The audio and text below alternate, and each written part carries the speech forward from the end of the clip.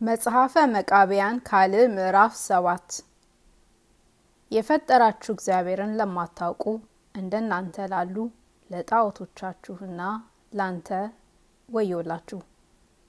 በሲኦል ጭንቅም ተይዛችሁ ባዘናችሁ ጊዜ በማይረባ ጸጸትን ትጸጸቱ ዘንድ አላችሁና ቃሉንና ትእዛዙን ሕጉን የማትጠብቁ ለናንተ ወዮልህ።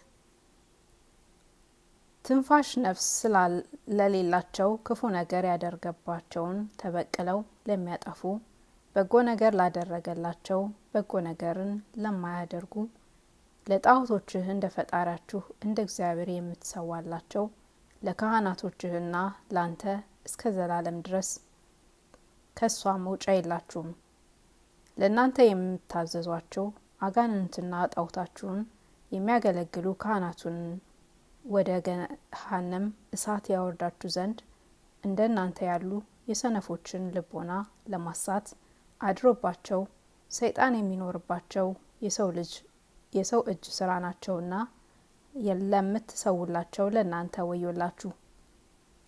የሚረባችሁ እንደሌለ አታውቁምና ትበድላላችሁ፣ ትስታላችሁ።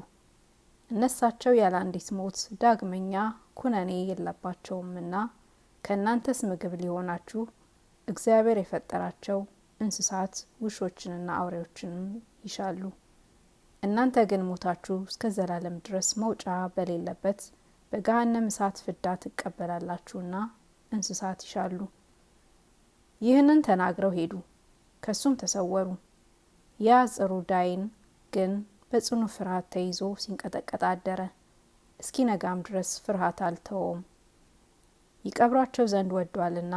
ከዚህ በኋላ የጻድቃንን ሬሳ ወደ ጣለበት ቦታ ሄዶ ሬሳቸውን እንዳይነካ እግዚአብሔር ሰውሯቸዋልና፣ ነገር ግን አጣቸው።